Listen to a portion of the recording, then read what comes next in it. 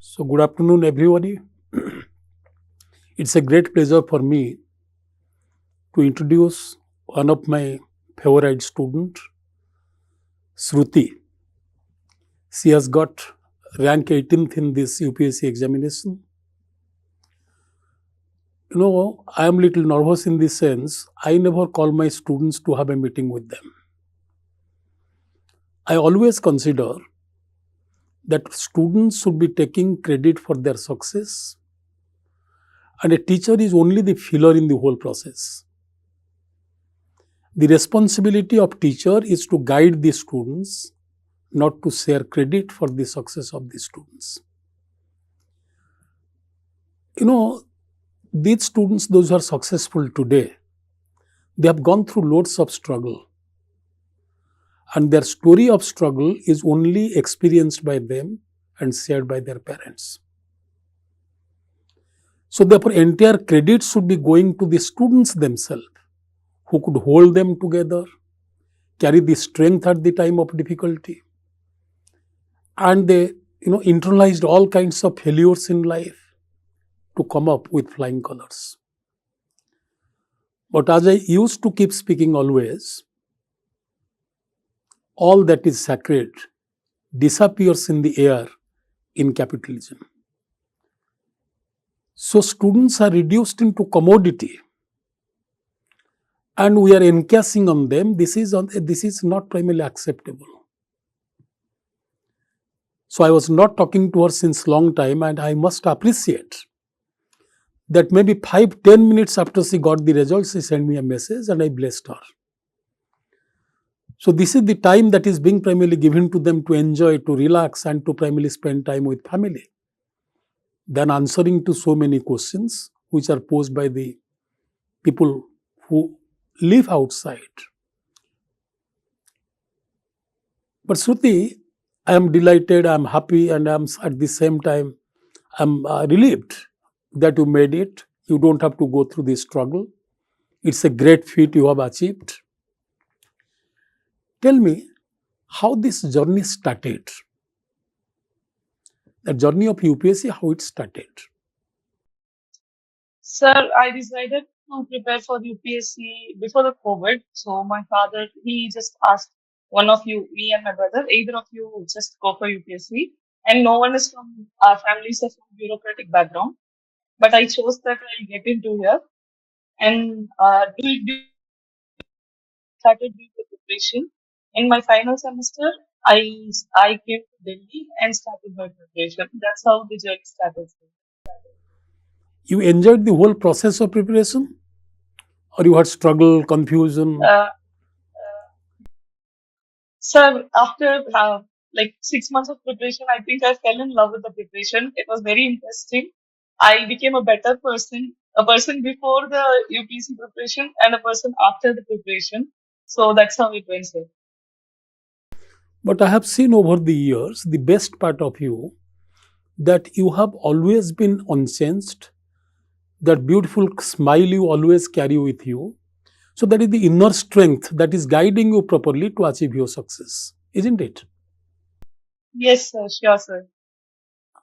So when you failed, how you composed yourself? So this was my third attempt, sir. My first means and first interview. So the first attempt that I gave, right after the foundation course I gave, so it was very immediate.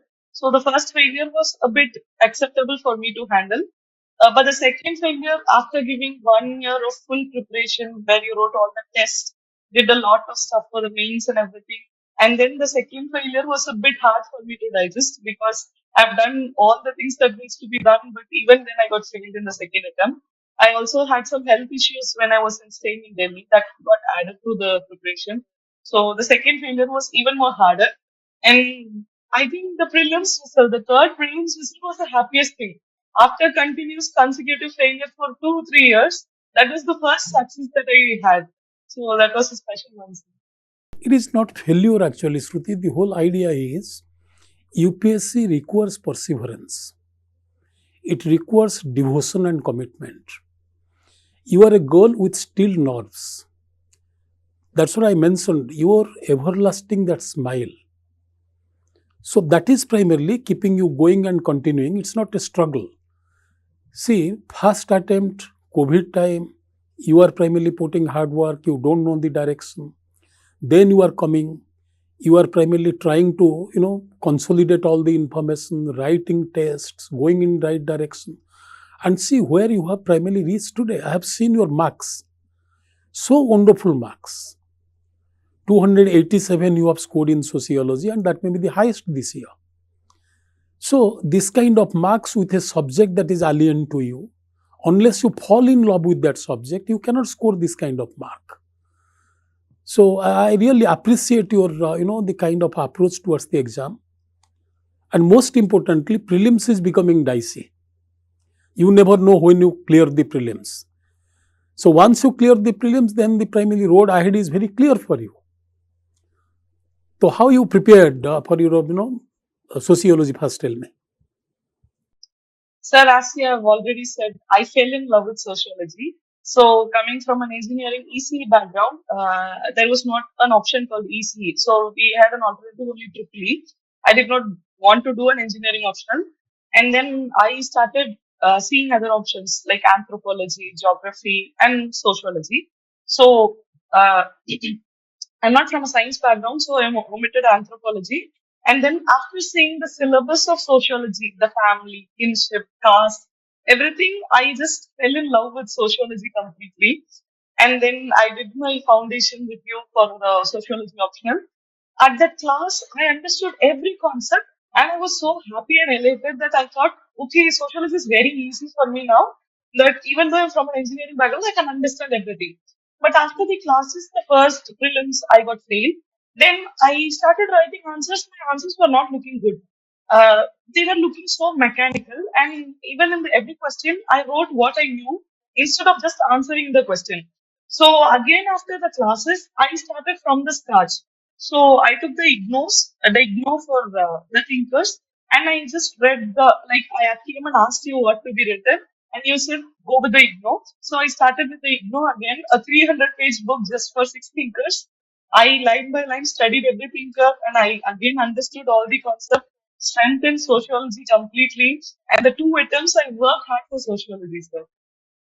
Very good. See, Shruti, so there is a point to take back home for the students, those who are watching you. You are a role model for them. A subject that you are alien to, you are falling in love with that subject. And once you fall in love with the subject, you know what to do next. Because when you are writing answer for an examiner, he demands from you not just the content, he demands a feeling from you, how you feel for that particular content, feel for that particular topic, how you are primarily looking at a particular question in a different way in comparison to others. So mechanical writing, rote writing will not be giving you this kind of score. So therefore you have done that in a wonderful way, and you are sending a message to the students, those who are opting for sociology or writing with sociology, that feel the content, feel the subject, feel the topic, understand what something is being told to you, then you add on content to it and write an answer that is exclusive and different from the answers of others. What are the materials you have used for sociology? Sir, for IGNO you sociology, have the used? base was, yes, sir, IGNO, class notes. And along with that, I referred a topper copy, Tushanto. He was a 2014 or 13 topper. So his topper notes, only all these resources I used, and then I compiled them into short notes of my own for each unit. After that, like I keep on revising it. And in the 75 days of the third attempt, what I did was I just had my notes stuck to it and thinkers part and everything. Every thinker I try to remember, and still now I can point 20, 30 thinkers. So people say when you opt for sociology, you'll have a lot of thinkers. But once you start loving the sociology subject, you automatically know which thinker is for what. So if they ask a feminist, I can list it them. So it's like that. I got so into sociology. I become a sociologist myself, an early sociologist. That's very good. That's quite exciting. And see, very many times I keep speaking. Students decorate their answer by dropping the name of the thinkers. But you failed the thinkers in your mind and connected them with the content of your answer. That is the difference from primarily difference between a good thinker, good writer, and an average student. An average student learns and throws, drops the names. And the examiner is a matured person, he is a professional sociologist. If you drop name and primarily trying to make a fool of him, he will catch it. If you are judiciously using the names, connecting these names with the events happening around you, your answers will be exclusive. I'm very happy and thankful to you that you have done that and made primarily your success possible and me happy as well. Okay. Thank you, So, sir. in Thank your you. opinion, what is the difference between a mechanistic answer and a quality answer? How do you distinguish between the both? Sir, in a better quality answer, I think we have our personal opinion for the answers. And in my case, when writing examples, I never stuck to just the thinker's example. If something is incorrect, I used to quote them. Earlier, when they used to evaluate paper, they used to say, try to write some thinker example. But in my case, I stuck to what I preferred. So when it comes, I used to write some very current affair examples and used to link to the question. So, practicing it again and again, when the questions were very dynamic and dicey, I was able to write it in a sociological angle. Very good, very good. Did you find out your optional preparation helped you in any way for writing an essay? Sir, I find it very, very important because having sociology optional, like we used to write different dimensions for the essay. One dimension, I made sure that I write it related to society or a sociological angle, which helped me a lot because it's adding a dimension for my essay paper. And this was the first essay, like I started preparing essay only after giving the third prelims. Until then, I did not write essay. So at that time, I was a very much beginner, but this year I scored 119, being a first timer essay. The sociological angle very much helped. It gave a personal societal touch for the answers. Very good. Do you find out any interface between the kind of sociology you do with that of different domains of your GS paper? Do you find out any connectivity between them? Sure, sir. When it comes to social issues, we have lot of correlation with sociology and social issues. But I ensure that I don't use sociology a lot in social issues because once we use lot of terms, then the evaluator might find out that we are from that optional and they'll cut marks. Yes. So I made sure to prepare separately for social issues apart from sociology. I did not leave it just like that because I'm from a sociology optional. So I prepared separate notes and made sure whatever the subject demands, I'll address that. So this is a beautiful, answer in the sense every subject is having its uniqueness in terms of history, in terms of content, in terms of approach, in terms of applicability. If you do politics in sociology, that is not an answer to polity in GS. It can just give value addition. It will not be, this content of sociology will not be used there. Similarly, poverty we are discussing in sociology, whole discussion should not be replicated in your GS answer. You write GS answer as GS answer and some element of sociology which is giving an extra primarily, information to the answer so that you can add up. But don't write sociology answers in primarily general studies or general studies answers in sociology. Tell me one distinction that student would be interested to know. How writing a general answer in paper 2 and writing a sociological answer on that particular theme are different. Suppose poverty is one chapter, one question. What do you mean by poverty and how poverty can be eradicated? Or what are the steps to eradicate poverty? Or why there is a persistence of poverty even after the introduction of so many programs? So this question may come in GS, this question may come in also sociology. How a sociology student will be addressing to this question than writing a general answer on poverty? So the poverty question, if we take, when we write in the GS, we are going to look into the why poverty is happening, what all needs to be addressed, the economical angle, the employment angle, etc. We'll do it in the GS answer. But when it comes to sociology, our approach will be very different. where we will say about how the Karl Marx idea will bring in how employment and alienation is going to bring poverty. Not how poverty is very different when Amartya Sen says about because of Very, opportunity there is poverty. So those very kind of good. dimensions will bring in sociology, sir. Very good. So you can have feminist approach to poverty. So gender component to poverty. You can have Marxist approach to poverty. So different kinds of dimensions you can bring in. Very good. So Shruti, tell me, what should we tell to the students, those who are primarily aspiring for UPSC? What kind of take they should be taking from out of your experience? Sir, out of my experience, one biggest take that I will say students is they shouldn't fear that they are underprepared. Everyone feels that they are underprepared until the rank comes. So they should trust their preparation and they should stick to the basics. This was my first attempt. I had a fear because many of people they were repeating many 4 5 mains, but then it clicked. So with minimum preparation, with maximum execution, we can clear it. So they need to be confident on whatever they are preparing and write answers without comparing themselves with others, sir. Very good.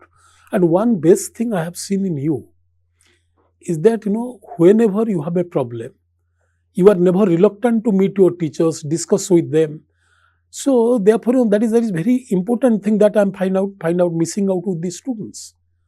So unless you communicate with primarily your mentor or your guide or your teacher, bringing forward your problems to them, so you will be struggling with these problems on your own. So therefore, those who have opportunity, they should meet their primarily teachers, those who are guiding them, so that they will be primarily getting some kind of informations and feel confident, Yes, sir. isn't it? Teachers are, yes, sir. Teachers, they are always ready to help us and they are there for us to help. So I think we should take their help in some idea or some concept. If you're not having a clarity, I ensure that until I get the clarity, I'll never leave the teacher. I'll go behind them. I'll ask them to explain. I still remember after like 6 7 months of optional class, I come to you and say, "Sir, how to write a sociological answer?" And then you, you give an example of Bida wala and say, see how Bida having a cultural relevance, an economic relevance, a social relevance. So I make sure that if I have a doubt, I'll clear it then and then. We might look like an odd one out when we raise our hand, but we'll be sure of the concept. That will help in longer run, sir. Shruti, your parents must be very much happy, Yes, sir. isn't it? They So, are very, you very make happy, sir. very, very happy, and they deserve to be happy in this sense. Behind the success of every person, there is a strong support of family. Unless family motivates you, they guide you, they give you strength, you cannot achieve success. So, therefore, I would be requesting all the parents, those who are watching you, to ensure that when their children are failing, they should be giving them support, than primarily questioning to their ability.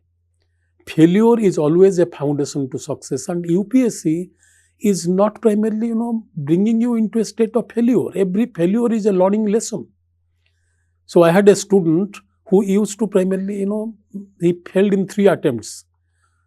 For every attempt he fails, next day he will come with a smile. Sir, I committed these mistakes. I'm not going to repeat the same mistake. And UPSC preparation process itself makes you a better human being, well informed. And when you clear it, that is primarily giving you a sense of happiness and accomplishment. But the knowledge you gather through the process, it is going to stay with you for a long period of time. Yes, sir. So They are how very sociology towards. primarily changed your pattern of thinking, Shruti, tell me. Sir, after taking sociology as an optional, my approach completely changed. Everything now I understand with the sociological angle. So whatever happens, I am thinking with a thinker. So when there is taking bribery, I used to think what is the manifest and the latent function. Manifest because maybe he's earning very less, and the latent because he wants to earn more. So every time anything comes in my life, I'll take it sociologically only. So someone says you can't do it, I'll take a gender angle. So, the Shruti, thank you so much. I'm really delighted to see you here. I'll not be taking much of your time. So, whenever you come here, we'll meet, share many things. Sure, sir. And I'm not a man who speaks in public, as you know it. And you are also Yes, primarily sir. very shy and modest. And I wish you best of luck. And you will definitely be coming as a very good officer. And the purpose of you joining the service is to serve primarily millions of people, those who are waiting, to see an empathetic, intelligent, focused officer who will be reaching out to them and bring miracles in their life. Loads of primarily best wishes. Do well in life. Thank you. Thank you. Thank you, sir. Thank you, sir. Thank, Thank you, sir. thank you so much. Thank you.